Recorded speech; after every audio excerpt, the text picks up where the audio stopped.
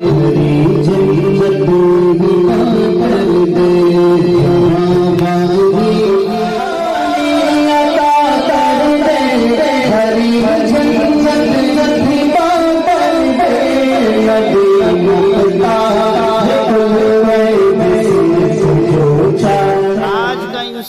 بہت سی جسمانی بیماریوں میں گھرا ہوا ہے۔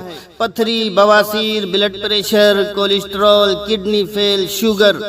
پہلے ان بیماریوں کا تصور بھی نہیں کیا جاتا تھا، لیکن خاص طور سے شوگر کا مرض یہ وبا کی شکل اختیار کرتا جا رہا ہے۔ بھارت میں ذیابیطس کا قہر جاری ہے، آپ لوگوں کو معلوم ہونا چاہیے۔ بھارت کے لوگوں کی معمولات زندگی اور کھانے پینے کا طور طریقہ اتنا زیادہ خراب ہو چکا ہے کہ ملک ذیابیطس کی راجدھانی بننے کے کگار پر ہے۔ عالمی سطح پر ہر 11واں شخص شوگر کی بیماری سے متاثر ہے۔ بھارت میں اس کی رفتار زیادہ ہے، جس کی وجہ سے یہ مرض وبا کی شکل اختیار کرتا جا رہا ہے۔ عام بول چال میں شوگر کی بیماری کہا جانے والا یہ مرض اب مالداروں یا شہری لوگوں کا مرض نہیں رہا، بلکہ چھوٹے شہروں، قصبوں، دیہاتوں میں بھی یہ مرض تیزی سے پاؤں پھیلا رہا ہے۔ ہماری زندگی میں محنت و مشقت کی اہمیت لگاتار کم ہوتی جا رہی ہے، جس کی وجہ سے جسم میں گلوکوز کی مقدار بڑھنے سے شوگر کا مرض ہوتا جا رہا ہے۔ شروع میں اس کی پہچان کرنا بہت مشکل ہوتا ہے۔ 70% معاملوں میں ذیابیطس کی علامات نہ کے برابر دکھائی دیتی ہے۔ صرف 30% معاملوں میں ہی اشاروں سے پتہ لگایا جا سکتا ہے کہ شوگر ہونے والی ہے یا پری ڈائبٹیز کی کنڈیشن ہے۔ ستم ظریفی یہ ہے کہ جسے بڑی عمر کا مرض کہا جاتا تھا، اب وہ نوجوانوں کو بھی اپنی گرفت میں لے رہا ہے۔ اور فکر کی بات تو یہ ہے کہ ذیابیطس یعنی ڈائبٹیز ایک سائلنٹ کلر کی طرح ہے۔ اس کے مریضوں کو گردے کی بیماری ہونے کا بہت زیادہ خطرہ رہتا ہے۔ اس کے علاوہ ہارٹ اٹیک، ہارٹ اسٹروک، آنکھوں کی بیماری ہونے کا اندیشہ بڑھ جاتا ہے۔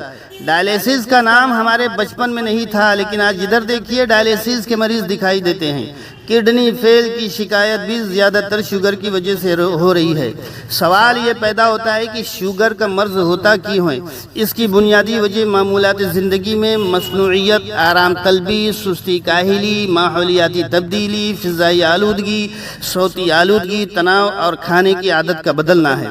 جسمانی محنت کی کمی نے اس بیماری کے پھیلنے میں مدد کی ہے۔ پہلے عورتیں سل بٹے پر مسالہ پیستی تھیں، اب مکسر آ گیا ہے۔ ہاتھوں سے کپڑا دھوتی تھی، اب واشنگ مشین آ گئی ہے۔ اب ہر فرد کے بعد بائک ہے۔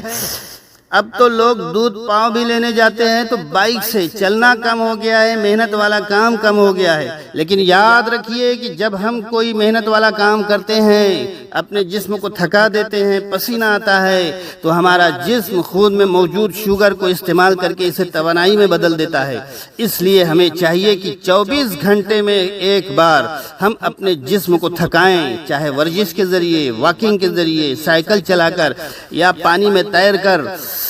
کھانے پینے کی کثرت نے بھی لوگوں کو شوگر کا مریض بنا دیا ہے۔ مجھے بتائیے آج جتنے ڈھابے ہیں، پہلے اتنے ڈھابے تھے کیا؟ ادھر ناسک روڈ پر چلے جائیے، آپ کو ڈھابے ہی ڈھابے نظر آئیں گے۔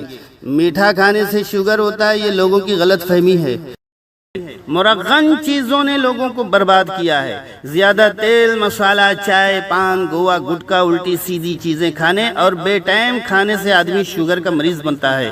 اور سب سے اہم چیز کہ اس میں موبائل کا بھی بہت بڑا ہاتھ ہے۔ موبائل لے کر ایک کونے میں گھنٹوں پڑے رہنا، کہیں نہ آنا جانا، کام دھندا، محنت مزدوری سے جی چورانا، سستی کاہلی سے بھی شوگر ہوتا ہے۔ الغرض ڈائبٹیز پر خصوصی توجہ کی زیادہ ضرورت ہے۔ اس وقت بھارت میں شوگر کے مریضوں کی تعداد 10 کروڑ سے بھی زیادہ ہے۔ یہ صورتحال کسی ٹائم بم جیسی ہے۔ بہرحال ہمیں ہر حال میں اپنے آپ کو شوگر سے بچانا ہے۔ اگر اب بھی نہ سنبھلے تو یہ وبا ملک کی بڑی آبادی کو اپنے آغوش میں لے سکتی ہے۔ اور یہ باتیں میں اس لیے کہہ رہا ہوں کہ ہمارے حضور سرور کائنات صلی اللہ علیہ وسلم نے بھی حفظان صحت کے اصولوں پر کاربند رہنے کی سختی سے تاکید فرمائی ہے۔ آپ نے فرمایا ہے کہ تمہارے جسم کا بھی تمہارے اوپر حق ہے، اور وہ حق یہ ہے کہ انسان اپنے جسم کی حفاظت کرے اور ایسے اسباب پیدا نہ ہونے دیے جائیں کہ بدن کو بیماریوں کی حد تک پہنچا دیا جائے۔ اور حضور نے فرمایا کہ ایسے کاموں سے بچو جو مضر صحت ہوں۔ اور بانی الجامعۃ الاشرفیہ مبارک پور حضور حافظ ملت علیہ الرحمہ کا تاریخی جملہ ہے کہ دین کا کام ہو یا کہ دنیا کا کام، دونوں کا دار و مدار صحت پر ہے، لہذا اپنی صحت کا خیال رکھو۔ وآخر دعوانا الحمدللہ رب العالمین۔